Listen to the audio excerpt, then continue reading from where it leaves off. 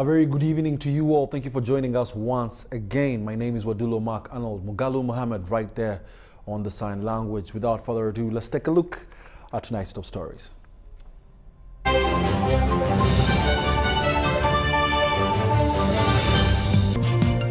our headlines tonight, First Family rewards retiring Cranes captain Dennis Onyango. Furthermore, President Yoweri Museveni urges the NRM and opposition to harmonize. On the international scene, India's COVID-19 surge may affect vaccination distribution in Africa. And in sports, Lato Milk boosts Uganda's Olympics-bound athletes. All these in our news tonight. Thank you for joining us. We now give you the news in detail. In our top story, President Yoweri Museveni has expressed the need to formulate a policy that allows employment of retiring sports people into the civil service. Museveni wants retired sports personalities given bursaries for more education to enable them acquire gainful employment after retirement. Now flanked by the First Lady Janet Kataha Museveni, President was sending off the Uganda Cranes captain Dennis Onyango at State House Entebbe. For the Brazilians and also for Africa's top player based in Africa, netman Dennis. After losing the physical ability, they retire. But this usually happens when they are still young and energetic. Dennis Onyango, former Cranes captain, has retired from playing for the national team after 16 years of serving as #1 Cranes goalkeeper. And I believe that there's new blood that comes through and they have the potential to take the team to the next level. That's why I retired and give them a chance, as I say. How old are you now? I'm 35. Whereas leaders in the education and sports sector would still love to see Onyango in active Ugandan soccer, it is all well wishes for him. If, however, everybody who excels leaves, then we will never consolidate our numbers, because whoever goes takes away our strength, takes away our morale and confidence, and I believe that that's how Africa has remained poor and disunited and vulnerable. President Museveni was concerned that the experienced goalkeeper is retiring at a young age. He expressed the need to have such sports people recruited into civil service after retirement. Because now this is 35.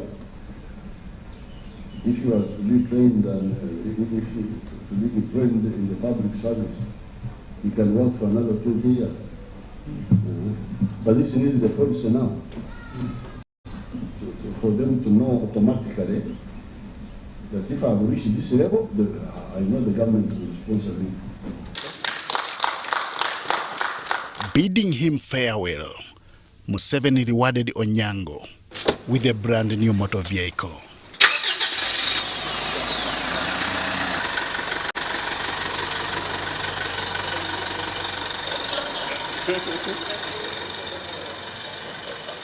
I think I'm the first one to be sent off like this, as in football.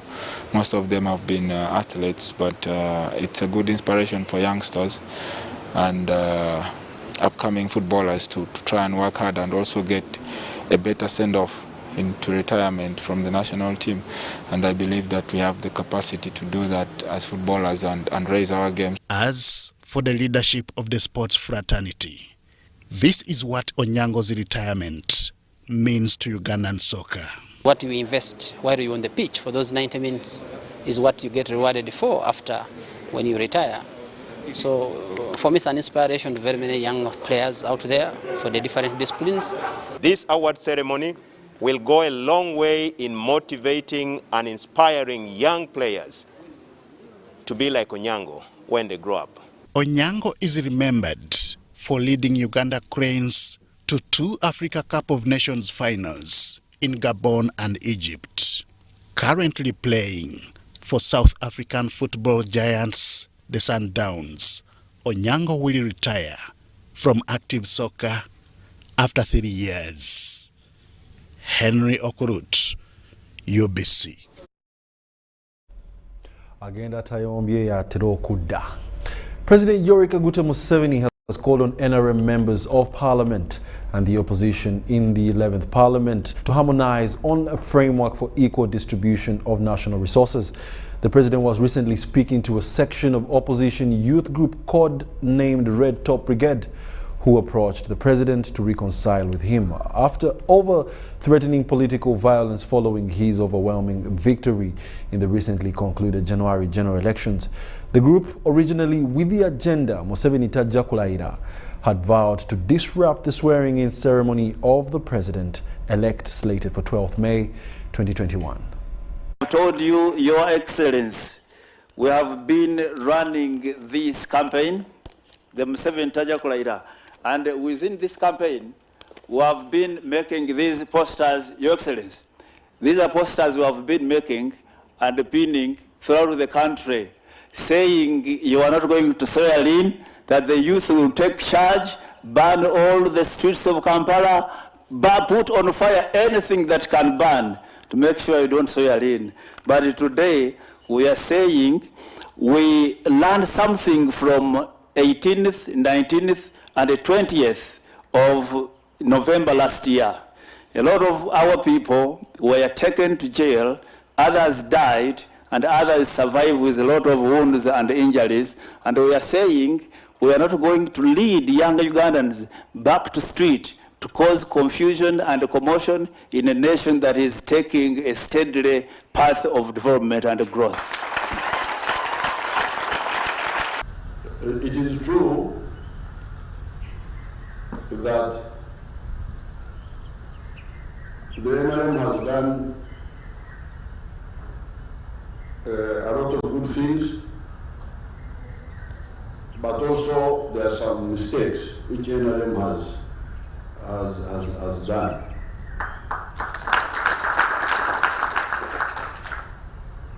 Now, one of the mistakes is not to reach you, reach the people who have problems, but also on the opposition side,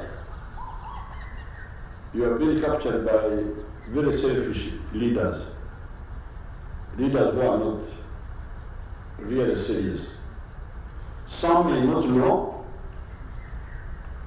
but some who know also mislead you, like Leslie, for instance. Leslie should be somebody who may know something about society, but instead of using it, he misleads you. Abasomesa ebyo bajjangu si balungi.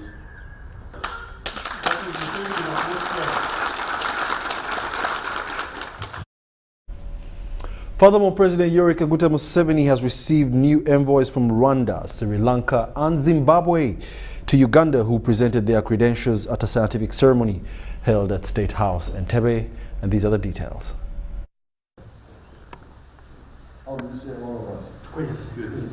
President Yoweri Museveni has received the new envoys of Rwanda, Sri Lanka and Zimbabwe to Uganda, who presented their credentials to him at a scientific ceremony held at State House in Entebbe. The president welcomed the new High Commissioner of the Republic of Rwanda to Uganda, retired Colonel Joseph Rutabana, and congratulated him upon the appointment.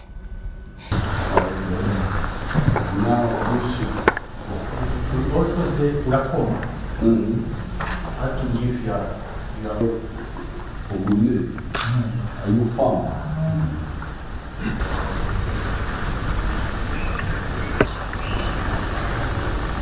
The president also received credentials from the new High Commissioner of the Democratic Socialist Republic of Sri Lanka to Uganda, His Excellency Valupilai Kannanathan.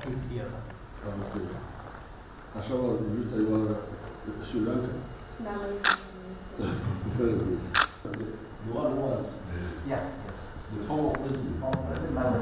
Oh, but the brother is the President Museveni noted that Sri Lanka has extensively invested in Uganda. The two leaders agreed to boost the bilateral relationship between their two sister countries.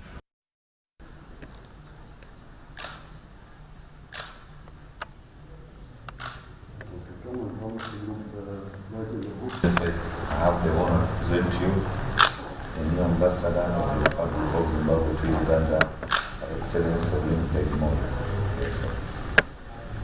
My predecessor and my credentials by which His Excellency President Museveni also received credentials from the new High Commissioner of the Republic of Zimbabwe to Uganda, Mrs. Winnipeg Moyo, who pledged to play a pivotal role in strengthening bilateral relations between the two countries.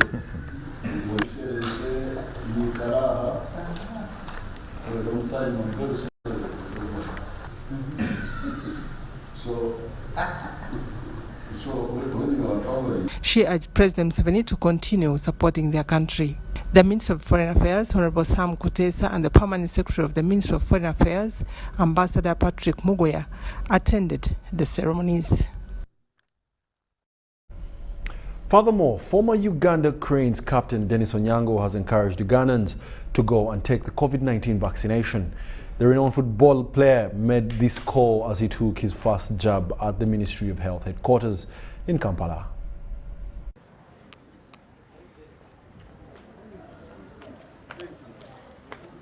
Celebrated football player Dennis Onyango has been vaccinated against COVID-19. He was vaccinated at the Ministry of Health headquarters in Kampala, where he urged the other sports persons and Ugandans to get vaccinated. As a sportsman, I feel safe with the vaccine, and I would encourage all my sports people to come and have the vaccine because we need to protect ourselves. We play a contact sport, and you never know who's got the virus, so it's better to come and get vaccinated and protect the people around you. So, the Minister of Health commended him for being exemplary to the sports fraternity. And we are grateful that he's an ambassador, not only for the Uganda Cranes, but for the country. So this means that he has encouraged more legendary sportsmen to come out and take the vaccine, because it's good in protecting them, since they interact with several people while on the football pitch and while they travel to the various destinations to play games. Onyango joins kickboxer champion Moses Golola, Uganda national boxing team, the Bombers. Meanwhile, the number of people going to the Ministry of Health vaccination centers increased. I move a lot, and I have seen close friends who are suffering from this corona, and it's bad. And I normally move to the near our close country, Kenya, and I have seen the situation there is not good. So to protect myself and my family, I decided to come and have a shot. Government started the COVID-19 vaccination exercise on 10th March this year, and so far, over 364,582 people have received their first dose. Adiana Kuti, UBC. Furthermore, the Ministry of Foreign Affairs has presented the 2016-2021 NRA Manifesto requirement with achievements in promotion of regional peace, trade, facilitation.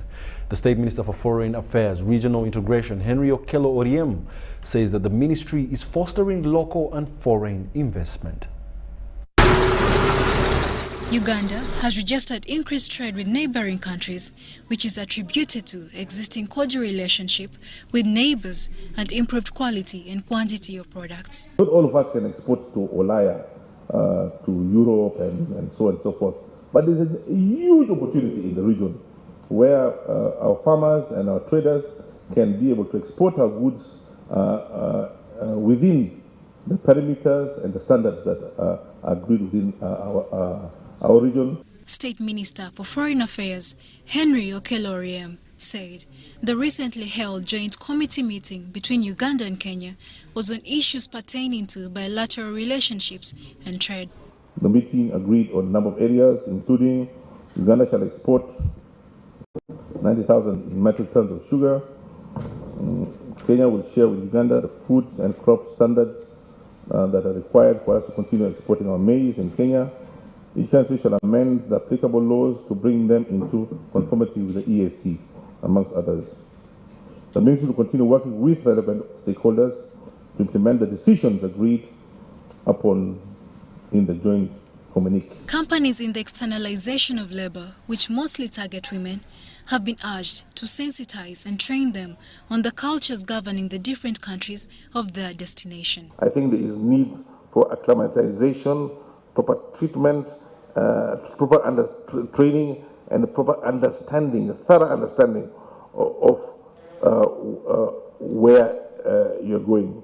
Because most of these Ugandans who go there, including even those of us who are lucky to have been highly exposed, sometimes get cultural shocks when we arrive in some countries. And I'm sure most of these girls face cultural shocks when they arrive in these countries, and it hits them when it is not up to the expectations. During the NRM 2016-2021 Manifesto Requirements presentation, the ministry gave itself 90% based on its success towards promotion of regional peace and trade facilitation. Charlotte Amuge for UBC News. Now, furthermore, Parliament has passed the Appropriation Bill 2021 to give way for government to acquire 27.6 trillion Ugandan shillings for the domestic financing of the budget for 2021-2022. Budget Committee Chairperson Amos Lugolobi presented the final budget report, and Mwanga Chivumbi, MP for Butambala County, presented the minority report. Financial 2021-22, those in favor say aye, the contrary no. Ayes have it. After a series of persuading the August House, government has succeeded on the budget cycle for the 2021-2022, maintaining the recent core agenda of 44.7 trillion. Speaker Rebecca Kadaga has okayed the budget amidst countable queries from a section of members. The Parliamentary Budget Committee Chairperson Amos Lugolobi presented the majority report, while Mwanga Chivumbi, the MP from Butambala County, presented the minority report. As domestic financing is reducing, interest charges should also be reducing. But we observe that interest charges were increasing from 597 billion to 857 billion. It is also projected that net present value of public debt has exceeded 50% of the GDP. Amos Lugolobi exhibited the budget structures which aligned along the program approach and premised on 18 development programs in the National Development Plan 3. In the minority submission, Mwanga Chivumbi questioned the inadequate funding of the contingent budget, which has been allocated 62 billion, contrary to the Finance Act.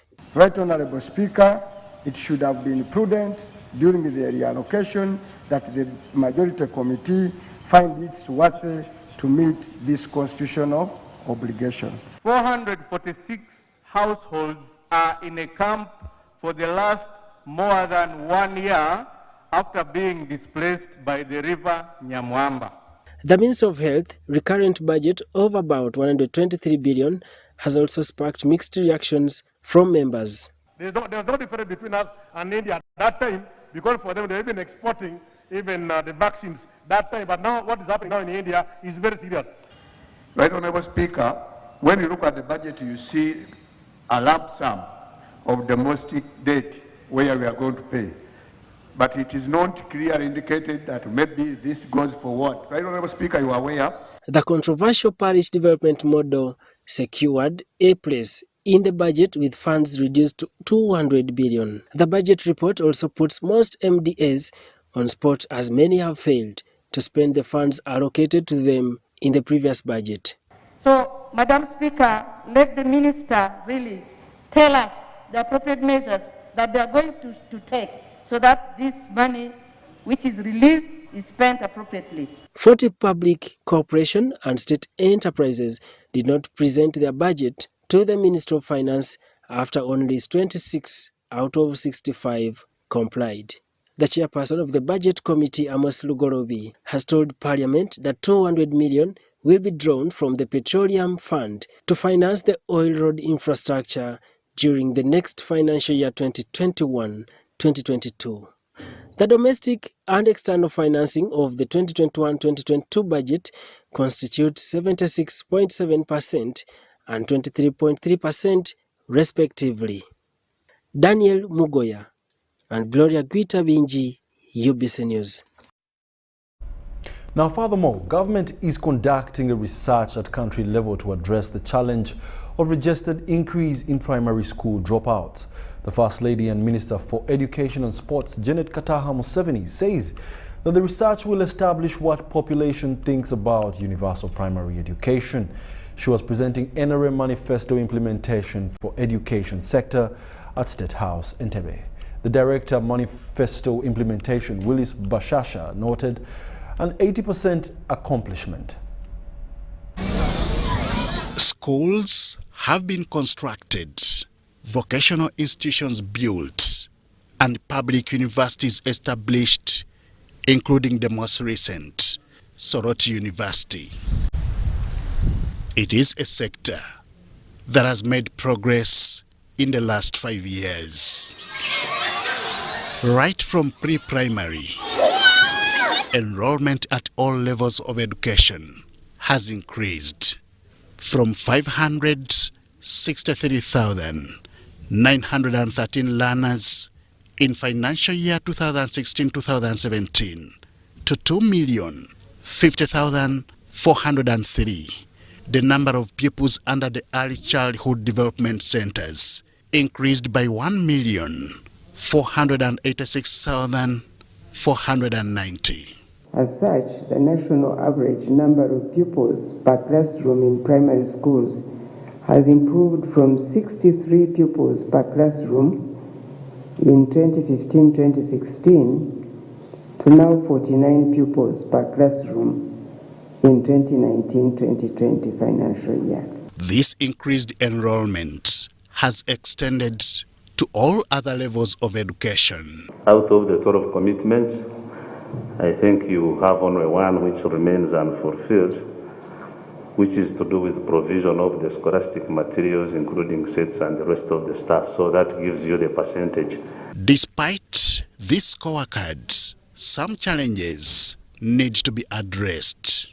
Also, increased dropouts and low completion rates at all levels need investigation. We are still experiencing issues of dropouts and completion rates. Maybe it's an area we need to interrogate seriously and see with all these investments that we are bringing to the sector, construction of schools, recruitment of teachers, and our other forms of support. Why do we still experience these non-completion rates at the given levels? This is why a research at country level is being conducted to find out what the population think about UPE or USE. Should education be free for all, or should it be subsidized education?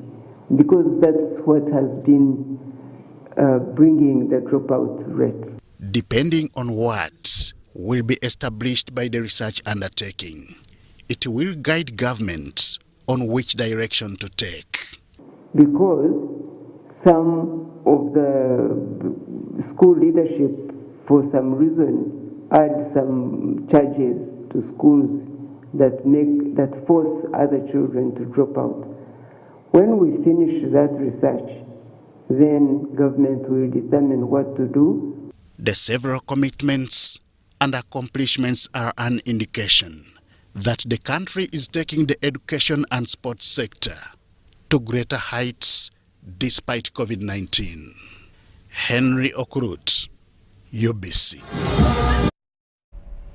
In another related development, Minister for Works General Katumba Wamala has presented the key achievements registered in the NRM 2016-2021 manifesto. Wamala is convinced that most pledges were achieved and looks forward to achieve more once funds are channeled to his ministry. Ministry of Works and Transport managed to construct 1,584.9 kilometers of roads, representing 78.2% against the target of 2,025 kilometers. So if it's in terms of distinction, I think we got a D1 there.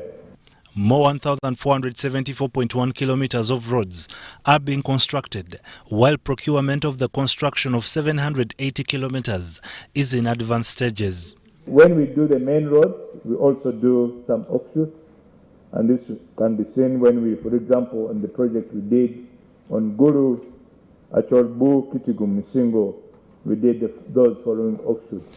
The ministry rehabilitated 820.6 kilometers of the national road network, surpassing the target of 700 kilometers. Kampala-Entebbe Express Highway was completed. And very soon we are gazetting Entebbe Expressway as a toll road so that we can start tolling. 17 bridges were constructed out of 18 pledged in the NRM manifesto, recording an achievement of 94%. 60 new bridges were constructed. Upgrade of COVID-19 pandemic greatly affected the sector's ability to achieve the set targets. Most operations were suspended, leading to a delay in project implementation. The heavy rains led to the slow progress of the construction projects. Land acquisition is expensive, and the associated constraints affected timely delivery of projects. Of course, running costs and maintenance of road equipment, we gave the equipment, but we have not given equivalent amount of money to maintain these equipments. Imbalance in budget between road development and road maintenance, as I said before. We need to move the funds higher, and of course inadequate and counterpart funding for externally funded projects. For example, we can support Tororo Guru Levy and the other national projects. Delays in procurement, this back and forth issues, administrative review, whistleblowers. Minister Katumba Wamala believes that if the funds approved or what are released will enable the ministry achieve its plans. Ivan Kahwa, UBC News. In another development, government has stopped plans to construct estates on Naguru land after the investor failed to start the project 10 years later. The State Minister for Lands, Chris Bariomonsi, says that government will give the land to investors to develop a satellite city. He was presenting Ministry of Lands and Housing manifesto at the Prime Minister's office in Kampala. In 2010, occupants of Naguru estates were evicted to pave way for construction of a modern housing estate. Ever since, the investor failed to develop the land. Nakawa Naguru land is government land, which had housing units that were housing civil servants. These housing units had been constructed in the colonial times, and they had become condemned. So government came up with an idea to work with an investor called OPEC Prime to redevelop this area into modern housing units. While presenting how Ministry of Lands, Housing and Urban Development performed in the last NRM manifesto, State Minister for Lands said the government will instead establish a modern satellite city on Naguru land. There are investors who have expressed interest to put up hospital facilities, and the President has directed us to provide land to those investors. One is an American-based organization, is another based in Kenya, and then also Uganda Heart Institute, which we have given 10 acres. The minister also dismisses claims that the land is shared among some ministers. I'm unfortunate that there have been these quarrels between our minister and the chair of Uganda Land Commission, which we regret. That in the public there have been these quarrels, but if they have caused a storm, it is just a storm in a teacup. These are just minor issues. But the land is safe. It is in the hands of government. The title is in the hands of ULC. The Ministry of Land, however, at Manifesto Week was tasked to improve on unplanned developments in urban areas. titling government land, politicizing land matters and fraud by middlemen in land transactions. I want to come on the issue of land. This is very touchy, and I want to state it here categorically that land in this country, Honorable Minister, has become more political as opposed to land being a factor of production. And this cannot allow the country to move forward. Philip Aguta, UBC News in Kampala. And Peter. Buganda Kingdom has urged government to provide means of educating the public how to get justice in courts of law. This was reached at during the signing of a memorandum of understanding between Buganda and Uganda Law Society at Bulange Mengo. Law Society has met Katikiro Charles Peter Maiga at Buganda Royal Law Chambers and signed an MOU. Katikiro Charles Peter Maiga disclosed that Buganda has given out land to Uganda Law Society for constructing justice centers at sub-county level and appealed for access to justice for all Ugandans. If particular attention isn't paid to the rule of law, one tenet of the rule of law is how the court system functions and how especially the ordinary person can access the courts and get justice. If a country doesn't pay attention to the vulnerable, the ordinary person, there will always be limited progress in that country. The president of the Uganda Law Society, Fuena Nabasa Wall, says the Law Society is planning to build justice centers at district level. So the Uganda Law Society is setting up these 4 centers to help young lawyers move out and do business in those places. So the first time we came here, we talked about the legal aid project, how we've been serving the people of Uganda, the indigent, for 27 years now. And under the legal aid project, which is in 23 districts, we've been serving over 65,000 clients a year. Buganda Attorney General Christopher Bwanika appeals to government to pass the transitional justice policy to help in solving conflicts. We therefore intend to work together in fostering justice, including transitional justice, with the aim of enhancing access to justice and free legal services for the vulnerable members of the community and strengthening the rule of law. Andrew Sebira compiled this report. Unidentified armed robbers shot and wounded a mobile money agent in Kyaterekera Town Council in Kagadi District, stealing over 500,000 and mobile money phones. The Kagadi District Police Commander Judith Akello identified the victim as Halim Bahundira, 25 years, of Kabadede village in Kyaterekera Sub-County, Kagadi District. Police in Kagadi have intensified night patrols to enforce night curfew to curb criminal acts of murder and theft in the district.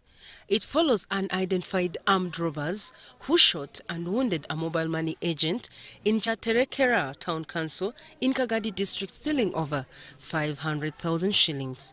Police identified the wounded as Halfin Bahundira, and the incident occurred at around 8 p.m. These people have been operating within the same pattern, from 8, from 7 to 9. I want to believe that these people come and stay around with the people in the community. The community people are the ones who will be keeping this message and information from us. Even if you keep quiet, we're going to use our intelligence and get these people. But you need to be very vigilant, as I told you. These people cannot just come from nowhere, then they stay around and then they operate within the same time. The victim, resident of Kabandende village in Kyaterekera Sub-County, Kagadi District, was referred to Kilembe Hospital after receiving first aid at Kagadi Main Hospital. He explained that he was returning from work on Wednesday when he was attacked and shot at by 2 men with machetes and a gun.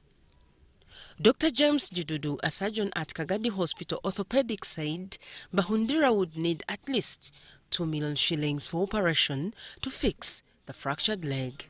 Zenu okujanjaba nuko kwatandika ijo sindikirege sente ezogura ebikozeso ebimu habemu ebugenda okumusemeza bikwetaga ebyoma ebakwija kuteka omubiri okuyunga igufa. Andrew Musingizi.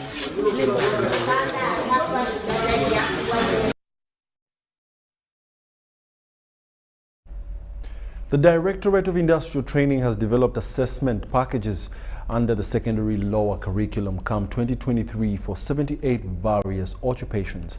The Acting Director, Directorate of Industrial Training, Patrick Byakatonda, said that learners will be subjected to vocational training to prepare them for gainful employment. The National Curriculum Development Center and the Ministry of Education and Sports rolled out a lower secondary curriculum in February 2020 to nurture graduates with employable skills that are competitive on the labor market. The Acting Director, Directorate of Industrial Training in the Ministry of Education and Sports, Patrick Byakatonda, says they developed assessment training packages for 78 various occupations. He was addressing secondary school teachers in Greater Mbarara region on DIT assessment training packages. The curriculum will equip learners with employable skills while still at school so that they can start up an income-generating activity when out of school. Agriculture, they are around 11. There is fish farming, there is cattle, there is piggery. All those areas are different ones. When you go to technology and design, we have different areas, woodwork, metalwork, and the rest. NCDC is training teachers to integrate skills training in implementing the lower secondary curriculum. And now we are training teachers. We are giving them the skills to help them effectively handle and implement the curriculum, because after curriculum design, then the teachers do curriculum implementation. So, a head teacher in Mbarara says the new curriculum has changed the education sector to be practical. So appreciated the new curriculum in that it reduces the burden, the burden of theoretical learning to this practical and hands-on learning, which makes the learning very active, interesting. After assessment, the students get a certificate from DIT at the end of Senior 3. I'm Nafka Farida and Muganga Henry. The Executive Secretary, departed Asian Custodian Board George William Bizibu, has asked all those illegally possessing Asian property to declare it. Diamond Trust Bank and Stanbic are some of the parties identified following a COSASA report on departed Asians' property. Let's take a look at the details. When Asians were expelled in 1971, all Asian property was left without proper administration. But when Idi Amin Dada government fell in 1979, some persons took advantage while others forged documents to acquire the property. A released COSASA report on property of the departed Asians warns those possessing these properties. We are going to institute a plan to have all these people report here with their documents, like alibi. We need him to explain how is he in possession of all the 990 something properties. The Executive Secretary, departed Asian Custodian Board George William Bizibu, says Diamond Trust Bank and Stanbic Bank should account for the properties in their custody. We have properties that are with Diamond Trust Bank to date. At least this is their own submission. From 1972 to date, they still have these titles. And this could have been the ignorance of the law.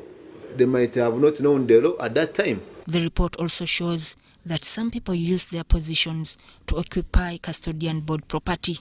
Government used to rent custodian board properties. But some people use their positions.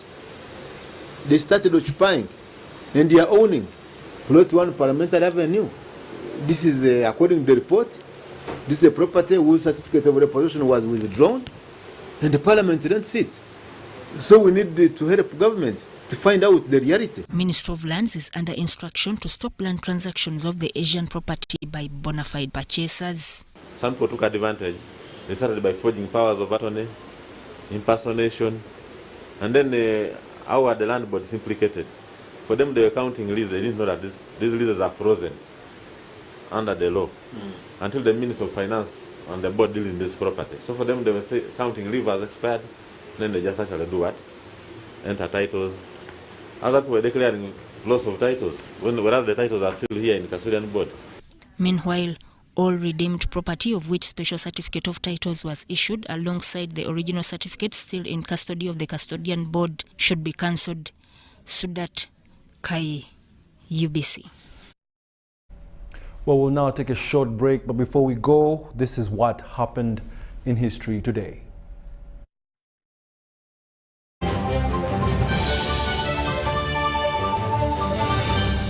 Today in history.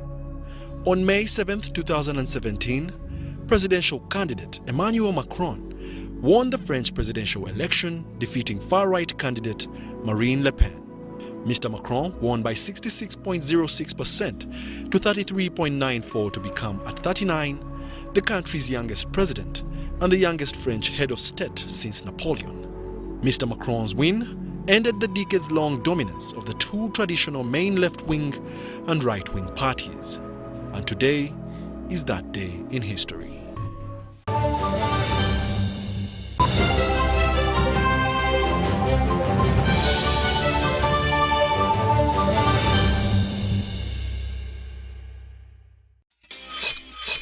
We've cut and reduced our MTN Momo withdrawal rates. Now you can withdraw mobile money at the lowest rates. You also get MTN Central Points when you deposit, send, and withdraw MTN mobile money. Visit our Momo agents countrywide and withdraw mobile money at our reduced rates from 1st May 2021. Everywhere you go, MTN.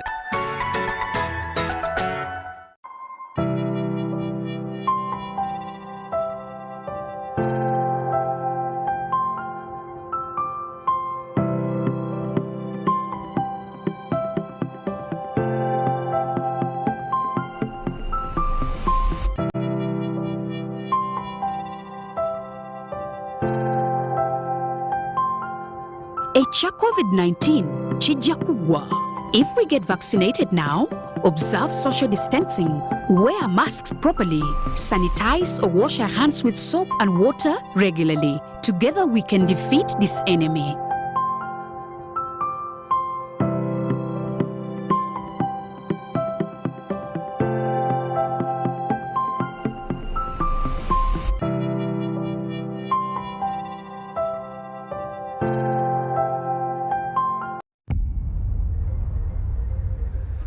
What does it mean to be closer together? It's taking the last bus home for a surprise visit. Closer together is strangers finding a connection.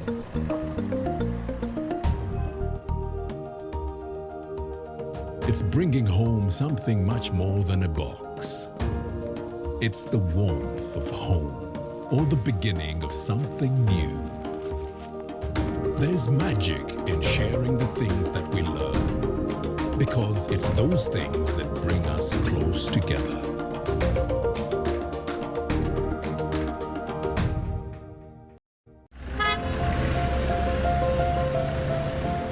Kapo, you seem to be in a hurry. Where are you going to? I'm gonna pay URA visit. But you can access URA online. Why pay a visit? To know more about the Kakasa Business Solutions, namely digital tracking solution, the voluntary disclosure program, and electronic fiscal receipting and invoicing solution, which have turned my business around. You know I need to be on top of my game to protect my empire. If you know, you know. I too need to know what Kapo knows. Kakasa, be sure you are in charge of your business. Uganda Revenue Authority, developing Uganda together.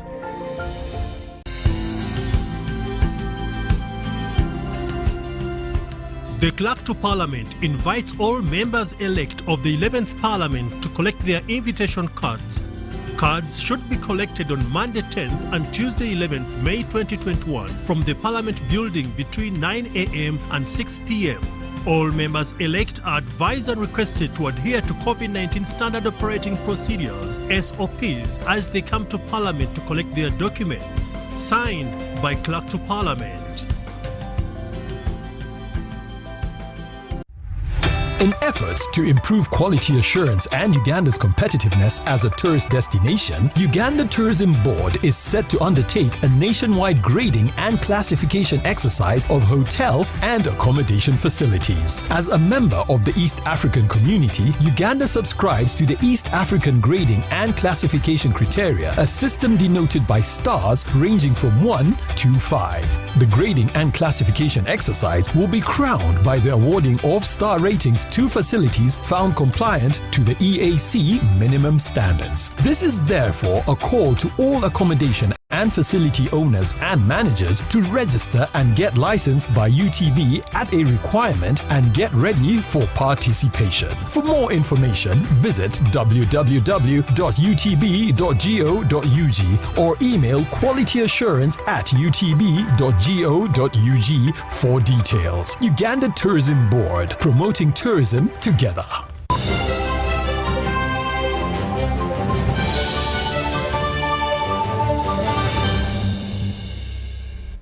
Welcome back. You're still watching the UBC News Tonight, broadcasting live from Nile Avenue, streaming on Facebook and YouTube under the name tags UBC TV Uganda. Now, in the world of business, the National Coordinator Village Bank, Andrew Chepa, has hailed government for recognizing the establishment and operation of the model in Uganda. Village Bank gears at promoting financial discipline and access to affordable financial services among the rural poor. Now, the model has now received a first permanent certificate as a community cooperative saving and credit society. Call it a SACCO. Ministry of Trade, Industry and Cooperative has granted a legal permanent registration of Jalamba Semol Gumgo, known as Jalamba Village Bank, as a community cooperative savings and credit society in central Uganda. Permanent registration means that you have gone through a testing period. It means that you have been tested and proved to be worthy of a formal financial cooperative institution. And we are also expecting many more because of the support that has been given to these MGs through the Korean Federation of Community Credit Cooperatives. Jalamba Village Bank promotes financial inclusion and improves livelihoods of rural communities. The Credit Society has over 400 members and has disbursed 34 million shillings as loans. Our target is to improve financial inclusion in the rural areas. And as we are all aware, we have a challenge that out of the 22% who are financially excluded, 85% are in rural communities like Jalamba. The establishment of the Village Bank has attracted communities to save the agricultural loans that are enhancing production and productivity. We are really very, very grateful for your support, KFCC and the government of Korea at large. Because of your effort, that's why Jalamba MG has got its own permanent certificate. A parish chief of Jalamba Parish and a pioneer Semol Gumgo model in Uganda, Lawrence Banzi, advised communities to embrace Jalamba Village Bank for rural development. I appeal to the entire community of Jalamba to continue embracing this chance for the betterment of our society and our future generation by saving. The MG project has also initiated some more Gumgo school clubs for learners in primary schools to ensure that the model enhances the culture of savings, investment and cooperation. Sudat Kai, Robert Waita, UBC News. The Assistant Commissioner Microfinance at the Ministry of Finance, Planning and Economic Development, Henry Mbaguta, has applauded Platinum Credit Limited for promoting financial inclusion among civil servants. Mbaguta was officiating the handover of a certificate of registration ISO 9001-2015 to Platinum Credit Limited after certifying the requirements of management. Uganda Microfinance Regulatory Authority operates under the Tier 4 of Microfinance Institutions and Money Lenders Act of 2016. Platinum Credit Limited has received a certificate of registration from ISO 9001, an international organization for standardization, specifying requirements for quality management systems. This follows microfinance's quality and efficiency services in providing loans to both civil servants and private sector. This was said by the Assistant Commission Microfinance At the Ministry of Finance, Planning and Economic Development, Henry Mbaguta, who officiated at the event at Sheraton Hotel, Kampala. So who contributes to this difference between the financial, the formal institution, and the total? This is the segment that pays that. So if you have a loan that is going through the institutions, and therefore we treasure you as conduits for financial inclusion in the country. The Managing Director, Platinum Credit Limited, Albert Abasa, notes that the major challenge has been structural, but they have managed to reach the peak with the help from dedicated clients. It means that whatever we do, whatever action we do, whether it's getting a customer, whether it is collecting from a customer, we will be following international standards that respect the customer and do not take advantage of anyone. This is really a great milestone for us because financial inclusion, as you've all heard, most of the institutions that we are regulating under Tier 4 occupy 76% of the entire Ugandan sector in financial systems. Deputy Executive Director, Standards at Uganda National Bureau of Standards, Patricia Bajane Ejalu, urged credit financial institutions to deliver efficiency and quality for international certification. Established in 2009, Platinum Credit Limited is a known deposit-taking microfinance institution offering financial solutions based on technology in Africa. The Uganda Registration Services Bureau, URSB, under their insolvency and receivership mandate, has unveiled a training for the judicial officers to discuss options for supporting COVID-19 affected businesses through the insolvency law. We have the details. The training supports judges in their role as dispensers of justice on the insolvency practice in the era of COVID-19. It is of great benefit to the judicial officers because we're imparting expertise, sharing experiences, both from us as or me as an insolvency practitioner, sharing my experiences with them and also getting their experiences. The COVID-19 pandemic has affected most businesses. Therefore, it is a role of the insolvents to establish a fair insolvency system that helps economists make viable decisions. Uganda Registration Services Bureau, the institution of government that is charged with handling insolvency matters, registering your businesses, giving you the information on business sustainability, is here to support you and give you all the necessary information to link you to all the users and support a system that will rescue your business. So we want businesses not to give up. So by engaging the judicial officers, we want them also to give options to the different players in the market space, especially when they are going through the business failure challenges. The Executive Director of Uganda Registration Services Bureau, Maseka Inawisho, noted that the role of the URSB is rescuing insolvent companies and individuals. So we need to give them options for survival. So instead of looking at businesses to kill them, we must look at these businesses to rescue them. We must look at these businesses to be saved, because the business community is one of the pillars of this economy.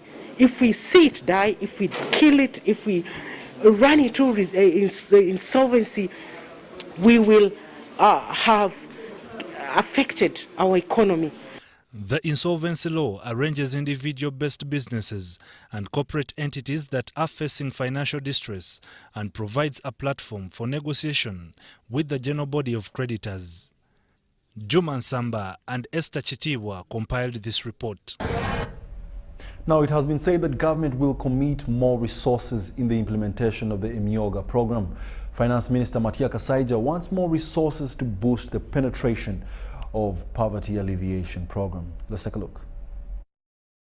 9 months ago, the Microfinance Support Center started implementing the Emyoga Social and Economic Welfare Program.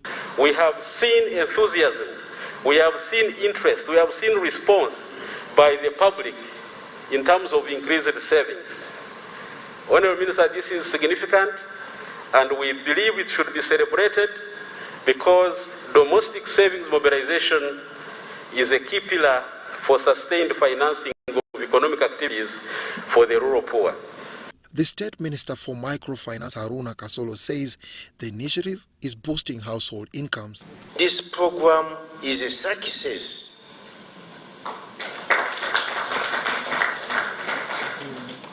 But the mafias are punching holes into this program. Some of the money lenders, because now they have no business. They have no business because we have mobilized people. They have come together. They have started saving. Now they cannot go for those expensive loans, of course, including some myopic banks. Since the start of its implementation, over 500 billion shillings has been disbursed, and this has benefited over 4.1 million people. Me as your Minister of Finance, I'm extremely happy when I hear people are saving money, not wasting it. You know, people, some people call me Kasaja, Mukonogamo, Mukonogamo. Mukonogamo. I don't joke with money. I don't waste it. Money is not something just to throw away. No. Emyoga supports social and economic development through the provision of seed capital for registered circles. Dennis Igor for UBC News. You definitely love to listen to Mr. Matia Kasai just speak. Quite a comedian right there. Leadership of different political parties need to find other means of settling their political issues and avoid disrupting business operations. Now, leaders under their umbrella body of Kampala Arcada's Advocacy Forum were addressing the media upon learning of plans to antagonize President Museveni's swearing-in ceremony. Let's take a look at these details. After being hit hard by the COVID-19 lockdown, business community dealing in arcades have warned persons with plans protesting the president's swearing-in ceremony. We lost a lot of business due to the conflict that they had. This time around, we are probably advising for any political difference, they shouldn't affect our business, our business fora and our business community. If they have any other issue, they should settle amicably or probably get a proper fight where they can have their political fight, because we really lost. The Public Relations Officer, Kampala Arcada's Advocacy Forum, Kwebiha Muzamil, says the business will not engage in riots. This time around, I think as the president is going to swear in, we expect an economic, great change that favors the community, economic revival. To our surprise, we are seeing, double taxation that has really come in, and this is worrying us as the traders, more so in arcades of Kampala. Muzamil says they are now struggling with traders on recovering losses other than engaging in strikes. Furthermore, URA Commissioner General John Musinguzi Rujoki has appealed to Ugandans to learn to pay taxes to enable the country attain economic and financial independence. This was during a visit to Ndeje University in Luwero district. Uganda Revenue Authority Commissioner General John Musinguzi has appreciated Ndeje University for setting up a tax club that will play a lead role in sensitization, which is a priority at the tax body. This was during a courtesy call at the university's Luwero campus, where he highlighted the necessity for tax payment for provision of essentials like roads and health infrastructure. We are sending out a message to all our taxpayers, potential young and old, that yes, there is an obligation for every citizen who has an income to contribute towards tax. So they are our ambassadors in spreading the message. The Commissioner General notified stakeholders that of the 45 trillion shillings for the previous budget, URA collected only 21 trillion, with the deficit borrowed, thus increasing the debt burden. The main challenge that we are facing in revenue collection is limited knowledge, especially on the part of our taxpayers, to know the importance of paying tax, to know the rights of a taxpayer, to know the obligations, and to know which taxes to pay. Ndeje University Vice-Chancellor Professor Eria Bulugujo called for long-term government finance guarantee in its bid to secure low-cost financing to boost its health science facility and the medical school. Since Ndeje University is the only private university in Uganda that has science and engineering as niches, Commissioner General was very much interested to look at our needs, our challenges, and how best the government can come in. The Commissioner General advised Ndeje administration to benefit locals with this tax club through tax sensitization workshops to boost the country's tax base.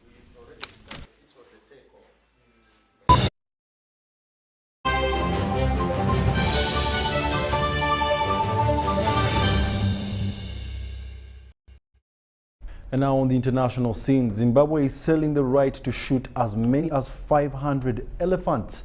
Tourists look at a group of elephants at Zimbabwe's Hwange Park.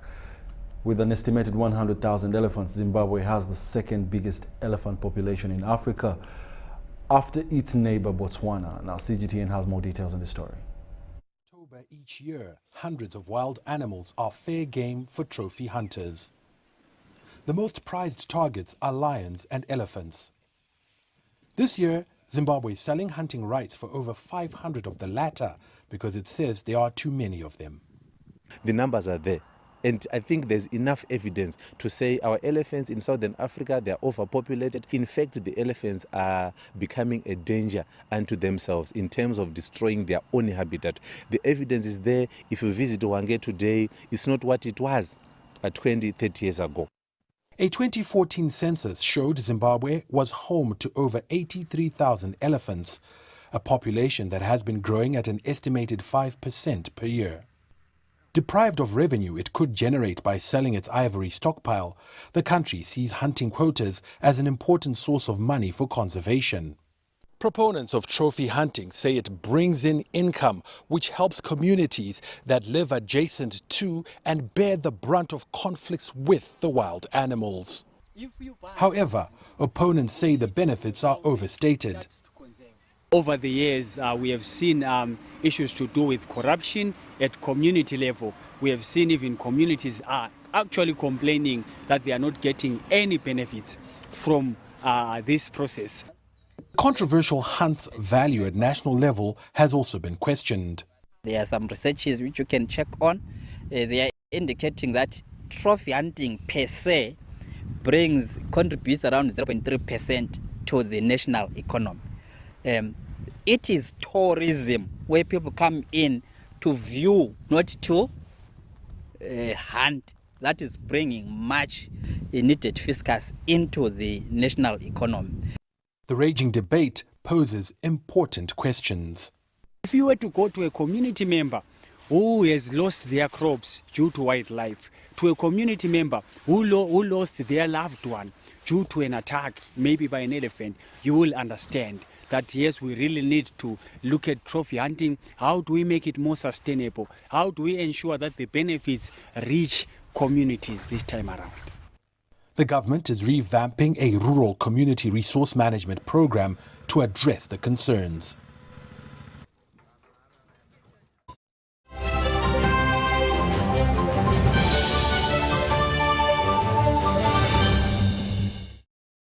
In the world of sports, Uganda's Olympic-bound athletes will this time round find no room for excuses following goodwill that has resulted into offers to enable them ample training.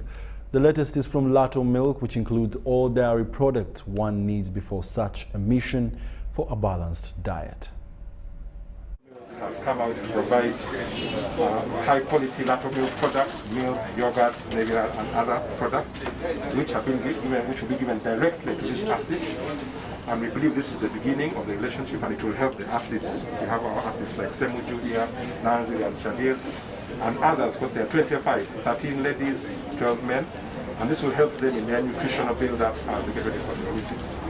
Lato's offer has effectively started today and includes all its brands, with boxers Shadil Musabogi and Kathleen Nanziri saying it's a timely intervention. As you know, that training is Signologist, and him being grown here, helping us with the milk, it's very supportive because when you're from training, you need more energy to train more harder. And this has given us a lot of motivation. We're going to work harder without being starving at all. So thank you very much, and you're happy that you're around. And I'm glad that we on the team, we are getting these chances, and we pray that all other companies keep coming and grant us with more.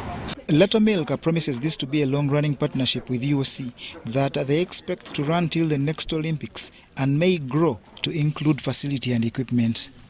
Our package is over here, where each athlete will have an equivalent of at least a sachet, a yogurt and a liquid milk per day for every day up and until the Olympics, and which we are looking to continue the partnership for Paris. And we'll look to plan a bit more in advance so we can create different diet plans, as well as join not only in product but also in attire and other forms, and maybe facility in other ways for 2024 in Paris. Hopefully by then there will be no pandemics, and we are very excited as Lato to be a part of this program. Uganda has so far qualified 25 athletes for the 2020 Tokyo Olympics that were postponed due to COVID-19 but retain their name and start in July. John Barnes, Sentamo, reporting. And that brings us to the end of our 10 o'clock news bulletin. My name is Wadulo Arnold. But before we actually sign out, let's take a look at the headlines.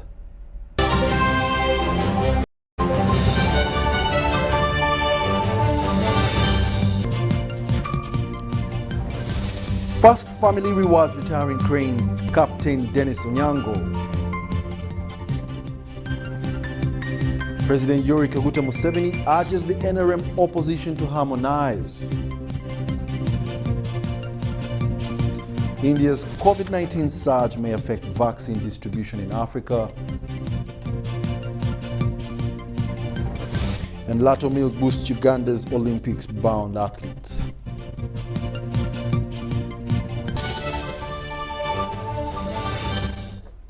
I beg your pardon, President Yoweri Kaguta Museveni urges the NRM and opposition to harmonize. It's been a lovely bulletin. Thank you for being with us. My name is Wadulo Arnold, Mugalu Mohammed on sign language. And up next is the weather forecast with Molin Kenyana. Yes, good evening to you and a very warm welcome to the weather report tonight. My name is Molin Kenyana. Now, the big story that everyone is talking about around central Uganda are the morning rains that we had today and for the last couple of days. Now, that has been not only in the central part of the country, but most areas within the country have been dealing with most of those rainy conditions. Now, I can tell you we do expect similar conditions even for the weekend, so you might need to check on that forecast, which will come in just a bit. First, let's take a look at what we had throughout last night into the early hours of today morning. Now, we had very heavy rains across the Karamoja region. Kutudo was reporting a total of 69.7 millimeters. We also had 40.8 that was across Tororo, and Kitgum was reporting 32.7 millimeters. Now, looking at our satellite, we do have that rain belt that is now confined across much of our country, and that explains the rainy conditions that we have across most areas within the country. Even for tonight, we are having those rains across eastern Uganda. Those will be extending all the way up to the Karamoja region and also parts of northern Uganda. Now, Saturday morning brings with it mostly rainy conditions. Those will be across most areas within the country. So if you have your outdoor activities planned for the weekend, you might need to take note of this. Although we're likely to have sunny intervals, but that will be across the southwestern part of the country. Now, later in the afternoon, we expect more rain to develop across most areas within the country, and most of those will be accompanied by thunder showers. At daytime highs, we're likely to have temperatures almost similar to what we were dealing with today. We have Kampala at 26, Jinja will be at 27. We do expect similar conditions across the northern part of the country, as well as eastern Uganda. And for Kabale Highlands, very cold temperatures will be at 21 degrees centigrade. Well, also in our forecast, we take you through some of the world cities where we are forecasting sunny